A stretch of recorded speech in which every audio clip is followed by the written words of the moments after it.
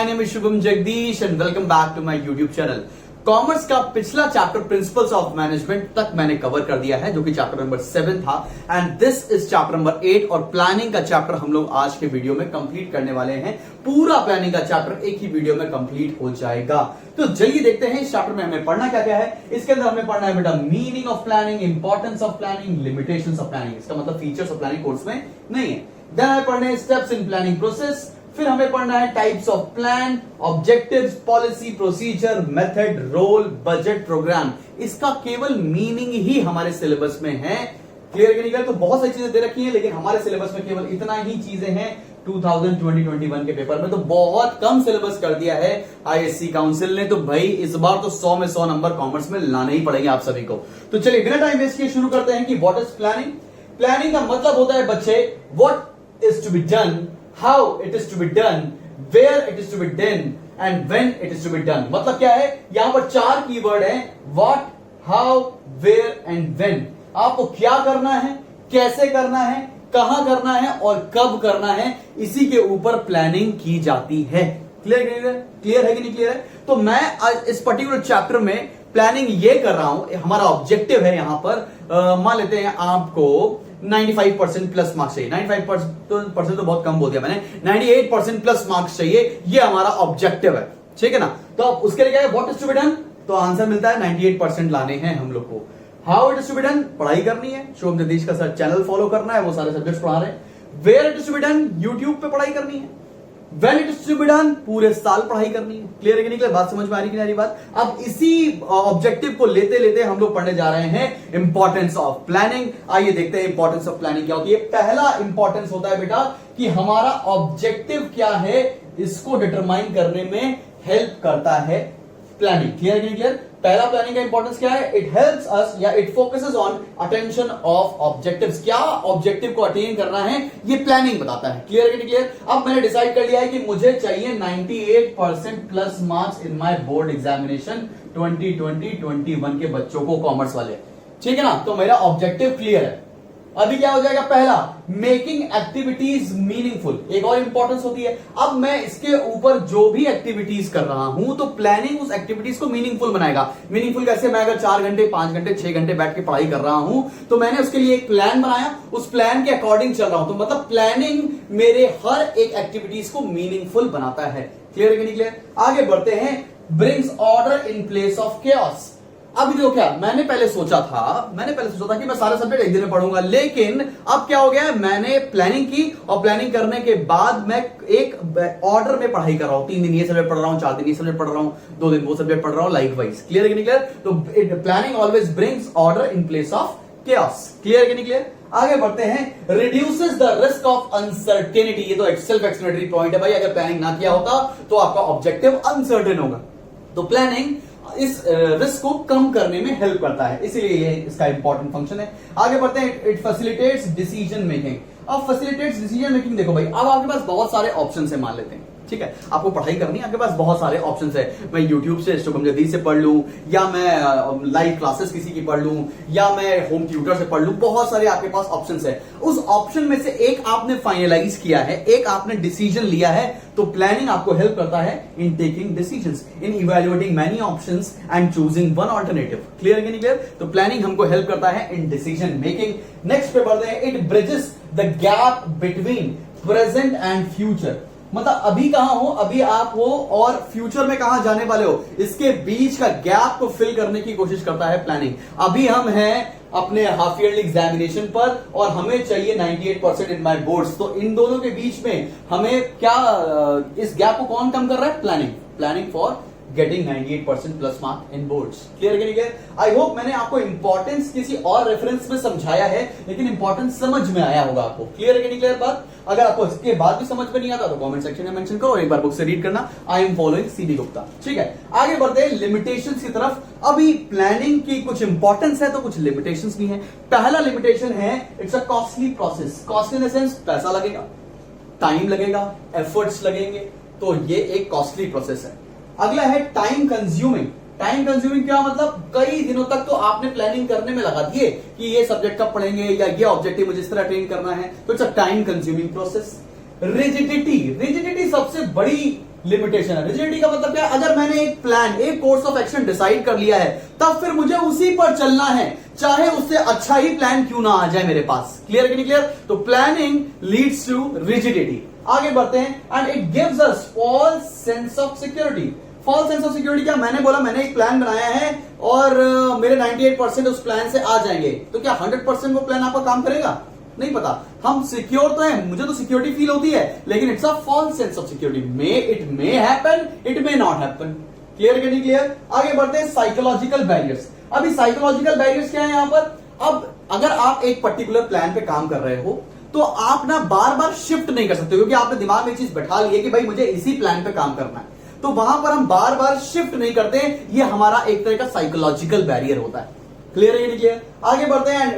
And last point है lack of accuracy. 100% हमारा plan सही है कि नहीं है, 100% एक्यूरेट है कि नहीं है, ये कभी भी कोई भी प्लान एक्यूरेट 100% नहीं हो सकता है। तो ये इसकी एक लिमिटेशन है। तो मैंने आपको इंपॉर्टेंस के 6 पॉइंट पढ़ाए हैं, लिमिटेशन के 6 पॉइंट पढ़ाए हैं। 6 पॉइंट से ज्यादा एग्जाम में नहीं आते हैं। इसके अलावा भी बहुत सारे पॉइंट्स दे रखे हैं, आप चाहें तो वो भी प्रिपेयर कर सकते हैं।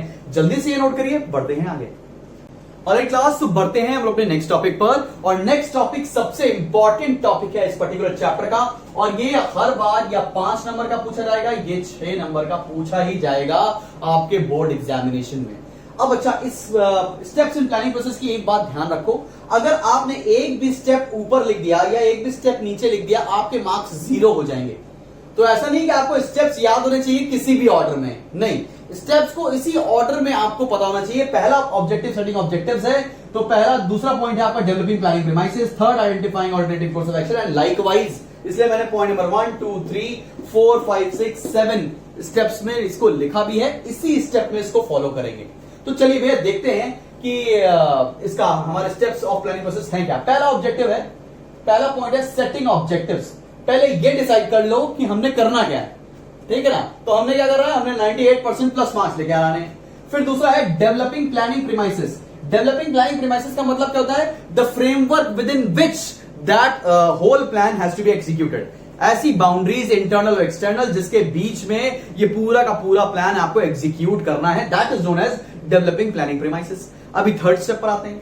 Once we are done with setting objectives and developing planning premises, the third step is identifying alternative course of action. अब बहुत सारे आपने छोटे छोटे आइडियाज बनाए या छोटे छोटे प्लान्स बनाए कि कैसे मुझे 98% मार्क्स लेकर आने हैं, ठीक है। तो कई सारे आपने प्लान्स बनाए, plan A, plan B, plan C, plan D. उसके बाद आपने क्या किया? उसके बाद आपने सारे ऑल्टरनेटिव को इवेलुएट किया एंड आपने उसमें सबसे जो बेस्ट ऑप्शन था उसको सिलेक्ट किया। तो evaluating and choosing the best alternative. Clear है नहीं clear? Once you have chosen the best alternative, now उस बेस्ट ऑल्टरनेटिव पर आपको बहुत इन डेप्थ प्लानिंग करनी है, ठीक है कि नहीं? ठीक है, उसको बोलते हैं फॉर्मुलेटिंग डेरिवेटिव प्लान। इसको क्या बोलते हैं? In depth plan, in depth plan, ठीक है। सेल्स बजट कितना होगा और हमारा रेवेन्यू बजट कितना होगा और हमको कितने पैसे कहां से आएंगे, क्या सोर्सेज होंगे, and everything we need to decide in that particular plan. Once you have made the derivative plan, अगला होता है सिक्योरिंग कोऑपरेशन। सिक्योरिंग कोऑपरेशन का मतलब क्या? सारे मेंबर्स का कोऑपरेशन चाहिए होता है to execute this particular plan. And once you have executed the plan, you need to check और you need to take follow up action. आपको पता लगाना पड़ेगा कि जो आपने प्लान एग्जीक्यूट किया है वो सही से काम कर रहा है कि नहीं कर रहा है। तो पहला क्या है स्टेप? पहला है हमारा सेटिंग ऑब्जेक्टिव्स। दूसरा क्या है बेटा? Developing planning premises. थर्ड क्या है हमारा? Identifying alternative course of action. चौथा क्या है हमारा? Evaluating and choosing the best alternative. उसके बाद फिफ्थ पॉइंट क्या है हमारा? Formulating derivative plans. Once the plans are made, then securing cooperation and then follow up action। इसी ऑर्डर में आप लिखकर आएंगे बेटा। एक बार बुक से पढ़िए इसको, कोई कंफ्यूजन आता है तो मुझे जरूर बताइए कमेंट सेक्शन में मेंशन करके। क्लियर है कि नहीं क्लियर? एकदम समझ में आ गया? इसी ऑर्डर में लिखकर आएंगे। जल्दी से नोट करो, बढ़ते हैं लास्ट टॉपिक पर। ऑलराइट क्लास, तो बढ़ते हैं हम लोग अपने नेक्स्ट टॉपिक पर। और नेक्स्ट टॉपिक बहुत ही ज्यादा कंफ्यूजिंग है और सबसे ज्यादा सिलेबस कट इसी टॉपिक से हुआ है, टाइप्स ऑफ प्लान से। टाइप्स ऑफ प्लान में सबसे पहला जो प्लान पढ़ने जा रहे हैं बेटा वो है हमारा ऑब्जेक्टिव।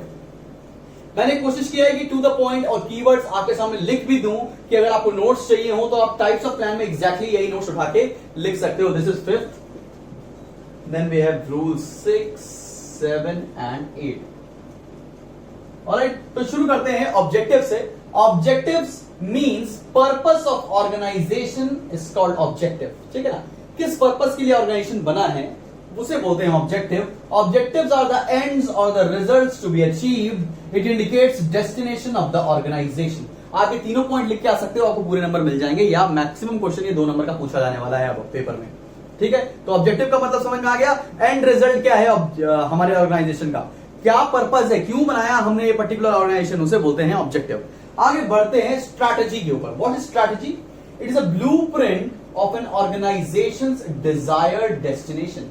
मैंने बोला कि मुझे 98% नंबर चाहिए, तो ये 98% तो मेरा ऑब्जेक्टिव हो गया। स्ट्रैटेजी क्या है, उसके लिए आप क्या मेहनत कर रहे हो। इट्स अ ब्लूप्रिंट कि मैं आज 10 घंटे पढ़ूंगा, कल 4 घंटे पढ़ूंगा, 5 घंटे पढ़ूंगा। This is a strategy, right. It is a integrated action oriented plan. It indicates the sequence, timing and direction of major activities. Clear है? ऑब्जेक्टिव को पाने के लिए स्ट्रेटेजी बनाई जाती है, समझ में आया। आगे बढ़ते हैं पॉलिसीज पर। It is a standing plan. Policy is a general statement that guides decision making. Policy exist at all levels of management. Policy क्या है? हो सकता है कि होता है ना कि मैं क्रेडिट पर नहीं दूंगा सामान, ठीक है, ये हो गया मेरी पॉलिसी। किसी ऑर्गेनाइजेशन की कोई पर्टिकुलर एक स्टेटमेंट हो सकती है कि मैं ऐसा काम नहीं करूंगा, या हम लोग ऐसा ही काम करेंगे, हम लोग केवल कैश सेल्स करते हैं, तो ये हमारी पॉलिसी है। क्लियर कि नहीं क्लियर? बात समझ में आ रही है आपको? It's a standing plan. Policies are general statement that guides decision making. Now let's move on to procedure. Procedure का मतलब क्या होता है? It describes the exact manner in which a certain activity is to be perform. Exact manner in which a certain activity is to be performed. It is a chronological sequence of steps to be taken. Clear clear? Procedure क्या है? It's a chronological sequence of steps to be taken. एक particular काम करने का exact manner क्या है, क्या क्या steps लेंगे उस particular objective को पूरा करने के लिए, that is described under procedure. बढ़ो आगे. Next is methods. Method means what? Methods are formalized standardized ways of accomplishing repetitive and routine jobs. जैसे कि आपने 11th में पढ़ा होगा डेप्रिसिएशन हमको लगाना है, तो डेप्रिसिएशन क्या था? एक मेथड था। डेप्रिसिएशन के 2 मेथड पढ़े थे हम लोगों ने, कौन से? WDV method and straight line method. तो रेपिटेटिव वर्क को करने के लिए आप एक पर्टिकुलर मेथड यूज कर लेते हो अपने ऑर्गेनाइजेशन में। क्लियर है? आगे बढ़ते हैं। Next is rules. ये तो सारे हम लोग स्टूडेंट्स हैं, हम लोगों को पता है रूल्स क्या है भाई। Rules are specified guidelines design to guide behaviour. School में मोबाइल फोन लाना मना है, ये रूल है। क्लियर है?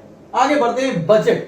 दे are quantitative statements indicating expected result and expenditure required to achieve the result. मैंने बोला कि भाई साहब मेरे को घर बनाना है, ठीक है ना, तो मेरा एक्सपेक्टेड रिजल्ट क्या है? घर बन जाए, और उस पर कितना खर्चा होगा ये कौन बताएगा? ये मेरा बजट बताएगा।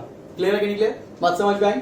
बढ़ते हैं प्रोग्राम की तरफ। प्रोग्राम के ऊपर, programme are concrete action plans indicating how, when and by whom work is to be done. कैसे करना है, कब करना है, और कौन ये पर्टिकुलर काम करेगा, ये प्रोग्राम बताता है। क्लियर है? तो बहुत कंफ्यूजन बड़ा टॉपिक था जो मैंने कवर करने की कोशिश की है। इसके बाद भी बेटा अगर आपको कुछ समझ में नहीं आता है तो do mention in the comment section, या आप मेरा व्हाट्सएप ग्रुप ज्वाइन कर सकते हो। व्हाट्सएप ग्रुप ज्वाइन करने के लिए आपको मेरे को डीएम करना पड़ेगा इंस्टाग्राम पर। Alright class, this was Shubham Jagdish signing off from today's class. Thank you.